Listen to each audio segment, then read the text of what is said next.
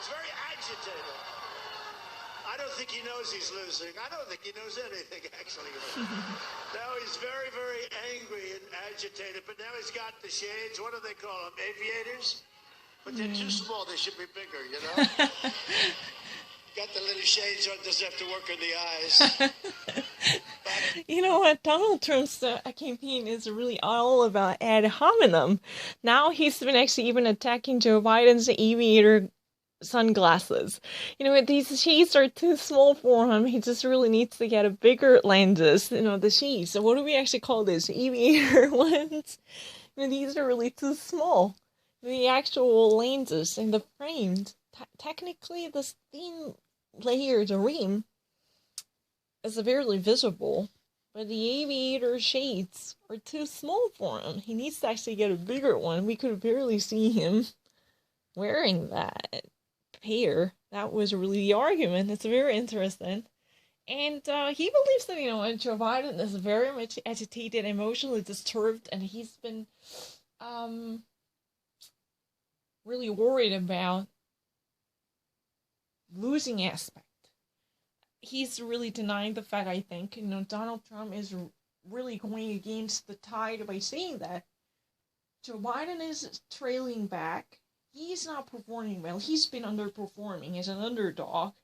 And technically, Donald Trump thinks Joe Biden doesn't really know anything. Technically, he doesn't really know anything. This is really all about the personal attack and insult. There's no serious policy-oriented analysis. Again, you know, he actually downplays the intelligence of his rival, saying that he doesn't really know anything. He knows nothing. There has been another ad hominem attack. And then following from that, again, the actual focal point has been shifted from his lack of intelligence or lack of cognitive function to his, you know, physical appearance. He recently wears shades. Joe Biden has been seen with his nice aviator for a while, right? This aviator shades.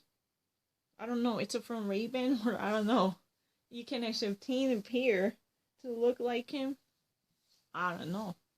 But the problem is, it's really funny. He just actually makes a joke about his luck again. Let's use his signature.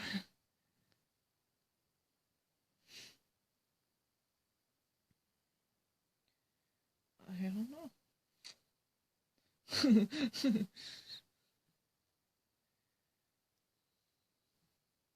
These won't be one thing I had to have. Wait, I have to look this way so I can breathe. The wind is so strong you can't breathe. I've never had that before. It's pouring in. Man, this is a beauty. This is a hell of a day. You guys must love Trump. This place is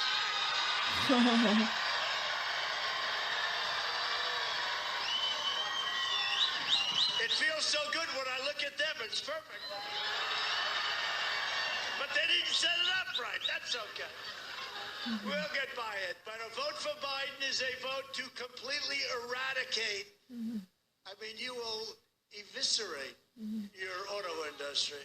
It will be terrible. We can't do it. You know, we've worked very hard to bring it back. I met with Prime Minister Abe of Japan, great guy, since retired. He had a problem with health, but fantastic man. And I said, no, Shinzo, you have to send plants to Michigan. You have to send plants to the United States. And he said, no, I cannot do that. That is a private decision. I said, Shinzo, you're a powerful man. I'm sure you can do it.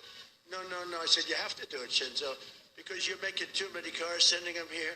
We want them made in the United States. You have to do it. He says, well, I can't. The next day they announced there were 5 companies moving to Michigan. No, that's a lie. You need to actually do some fact-checking to tell the truth. You know what? Donald Trump actually appeals to the very humanness of the people, saying that in that way I can actually breathe in, you know, I can actually, you know, feel the very connection of supporters willing to stand behind him. Because he's been actually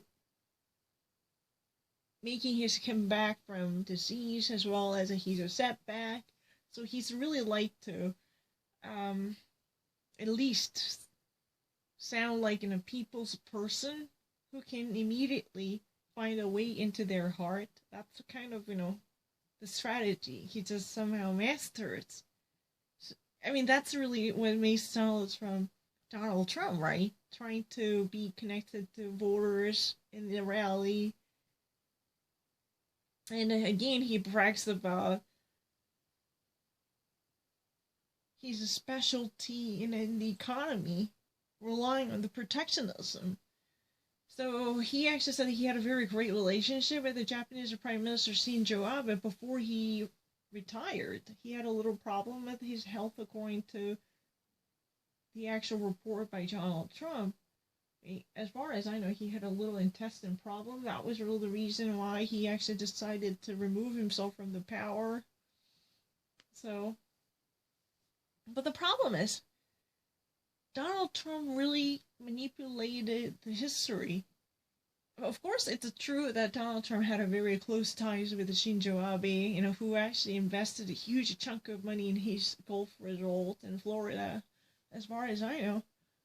But the problem is, he actually urged Shinzo Abe to take immediate action in favor of American auto industry in Michigan. So he actually coaxed Shinzo Abe and cajoled him into bringing at least 5 different factories into the soil of the United States. That was what he claimed he had done before the Shinzo Abe's resignation. He actually decided to step down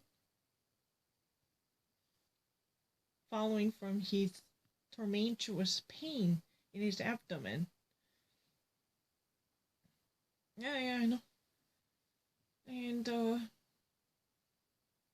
in the first place, Shinzo Abe said, it's a very private decision. One can never actually make that kind of intervention into the market by urging the private companies to displace their location.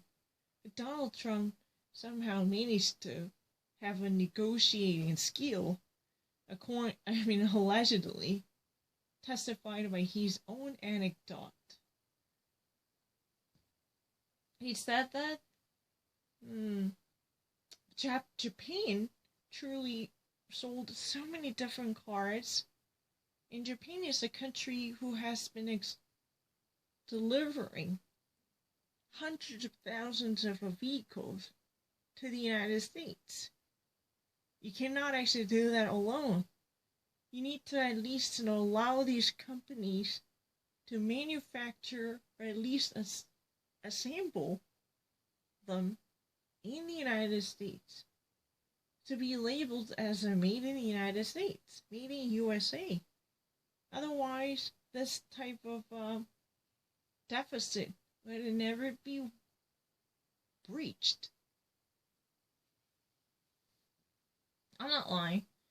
Donald Trump just actually mentioned that he was really the pioneer who shattered the everlasting trade deficit between the United States and Japan, or even between the United States and China, no matter how imperfect that might be.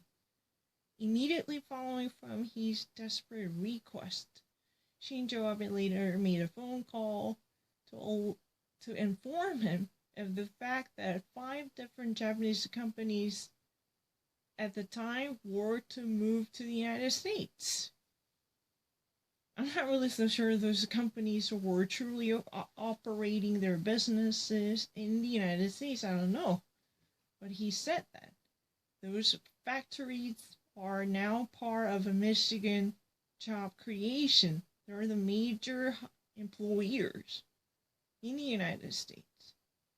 Otherwise, the auto industry was moribund, especially tanking the economy in Detroit and along the Detroit area. That's interesting. That's what Donald Trump said. But tomorrow I think I can actually do better.